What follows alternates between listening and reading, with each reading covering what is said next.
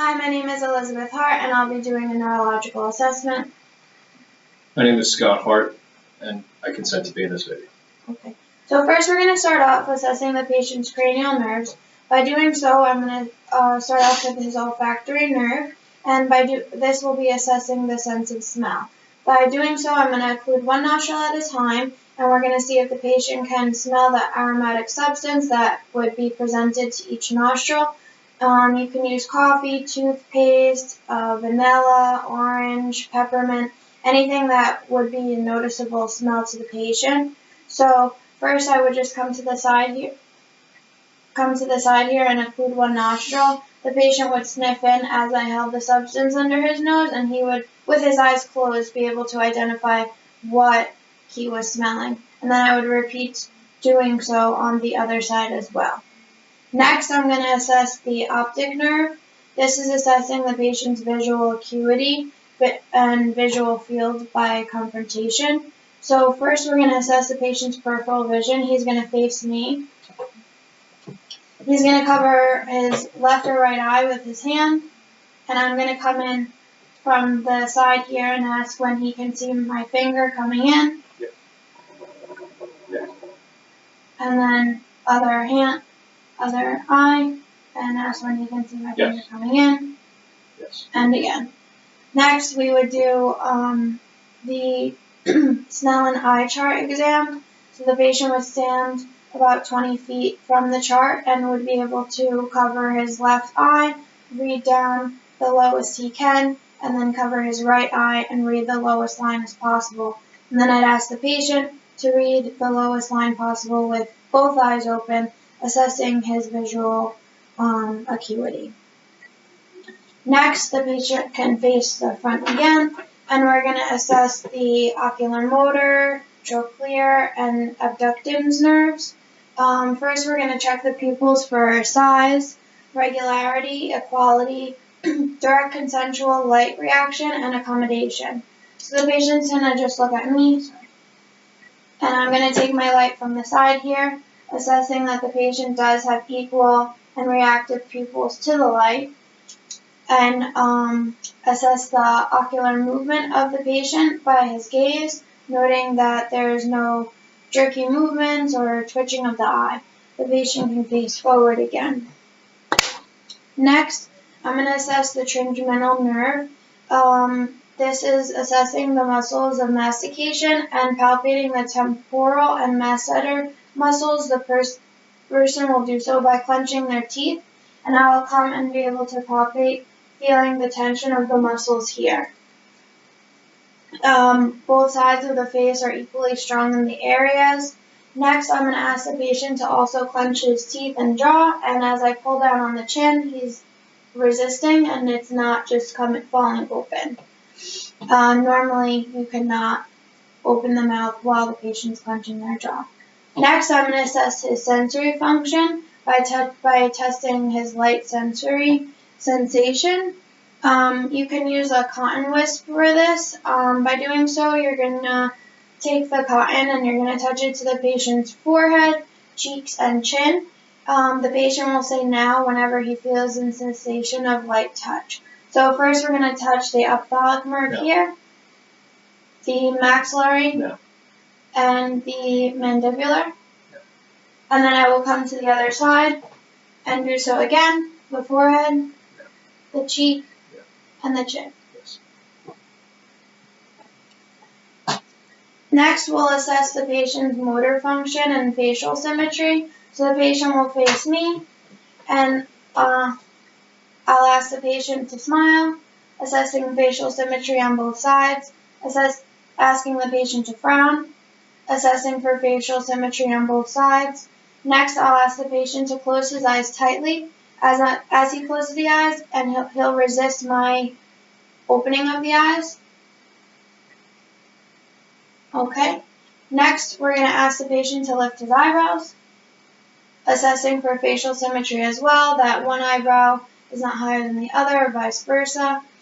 We'll ask the patient to just show his teeth, assessing for facial symmetry there as well. And lastly, we'll ask the patient to puff his cheeks. And while the patient has his cheeks puffed, you can let go of both air on both sides by putting slight pressure on the puffed cheeks. Next, we're going to assess the acoustic nerve, testing hearing. The patient has been responding to everything that I've been saying, so he does have normal conversational hearing. But next we'll test the whispered voice test, so I'll ask the patient to stand up and turn around. The patient will be about arm's length distance away from me. He will occlude one ear, covering it with his finger, pressing it, and I'll whisper 3 numbers or letters, so B26, and the patient would repeat B26. And then we would do so again on the opposite side. 6A7. 6A7. The patient repeated both and was able to repeat accurately. You can sit down.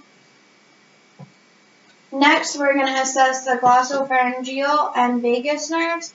This, I would do so by depressing the tongue with the tongue blade, noting the pharyngeal movement when the patient says, ah. You would look at the uvula in the back of the mouth and observe the soft palate, noting that both are midline. And also you would touch the posterior pharyngeal wall and noting the patient's gag reflex at this time. Next, we're going to assess the spinal accessory nerve by assessing muscles for equal size, checking that there's equal strength between the sternomastoid and the trapezius muscles. So both are equal in size here, in size here. We're going to check for equal strength. We're going to first ask the patient to turn his head, resisting my hand with his chin. And again on the other side. And again, when I place my hands on the patient's shoulders, he can be able to resist my pressure down. And both movements are equally strong on both sides. Next, we're going to assess the hypoglossal nerve and inspect the tongue, noting that it's midline. So the patient would just open his mouth, stick his tongue out, it's midline. At this time, you also can see the uvula and soft palate. Next, you're going to assess the patient's lingual speech. This you can do so by asking the patient to repeat the phrase light, tight, dynamite. Light, tight, dynamite. Here you'll be noting that the sounds of the letters L, T, D, and N are clear and distinct in that phrase. Next, we're going to inspect and palpate the motor system. So here will be a head-to-toe assessment assessing the muscles, noting their size, comparing the left and right sides. So here we had started off doing the trapezius muscles. They are equal in size and they are equal in strength. Then you would work your way down, biceps, triceps, pectoral muscles, and down the rest of the body. Noting the strength, the tone, showing that they have a normal degree of tension in the voluntary relaxed muscles. You'd also be able to look at the passive range of motion of the muscles, being able to take the patient's arm and he can move up and down as you guide the muscle. You want to also at this time note any involuntary movements. This is also something you would have noted in the beginning of your assessment, noting if a patient has any twitching or jerking movements of any of the muscles. Normally, none should occur. Next, we're going to assess the coordination and skilled movements. So there's 2 ways to do this. The first one I'll explain, the second one the patient will demonstrate. One way is by assessing rapid alternating movements. So you have the patient sitting facing forward and with their hands on top of their knees.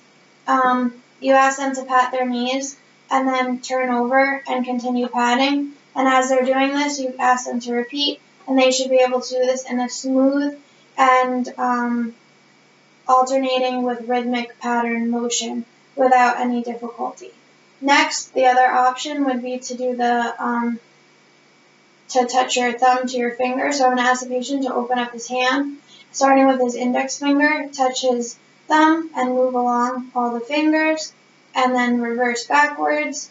And he should be able to do so again in a rhythmic, faster motion and continue to move faster as the assessment progressed. And it should be able to be done very accurately on both sides. Next, we're going to do the finger-to-finger test. So I'm going to ask the patient to face me. Here, I'm going to hold my finger out, and I'm going to ask the patient to take his finger, touch my finger, and then touch his nose. And again, after a few times in the same position, I'm going to move my finger to another location, having the patient continue this movement.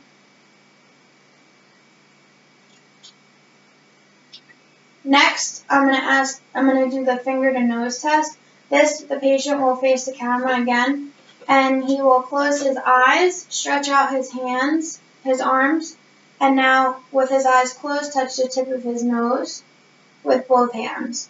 He should be able to do so accurately in a smooth movement. Okay. Next, not demonstrated here, but I will explain the heel to shin test. The patient is laying in a supine position. Normally, the patient should be able to move the heel down the length of the shin in a straight line accurately on both sides. Next, we will be able to move on to the balance test. Here, you would want to observe the patient walking for 10 to 20 feet. This is something that can be assessed as the patient is walking to the area of assessment, whether it's when you have called them in from the waiting room or you're walking them to their stretcher. You can observe the patient's gait at that time. If you are an advanced physician and you hadn't seen the patient ambulate, you would at this time want to ask them to stand up and ambulate a distance for you so that you could observe their gait. It should be smooth, rhythmic, effortless walk. Then you would next ask the patient to walk in a heel-to-toe fashion. So with that, the patient would line his heel up with his toe and walk tandem walk. This should be able to be done in a straight line and then balanced fashion. Next, we're going to assess the Romberg test. So the patient will stand up, facing you with their feet together, their hands at their side. Once they're settled, you ask them to close their eyes, and you want to observe them for at least 20 seconds, noting that they have a good posture and balance in this position. Normally, a person can stand in this position for longer than 20 seconds if the balance is accurate. You can have a seat. The last two things we're going to assess are the sensory system by pain or light touch. So at this time, the patient will be laying in a supine position, and you would move more towards the feet for this assessment. And you can do the sensory with light touch with the cotton wisp like we did earlier, or a painful touch is like a slight pin, or other sensory option, noting that the patient can identify the light touch or painful stimuli. Lastly, we're going to assess the patient's reflexes. This is done with the reflex hammer. The patient will be facing you, and you can assess the reflexes of the tricep, bicep, Achilles, quadriceps, all with the reflex hammer. You want to have it done on a 4-point scale, hopefully having the patient have a 2+ reflex, which would be normal or average reflex of the tendons. And this would be a head-to-toe assessment, again, done on the patient in an organized fashion. And that is the neurological examination.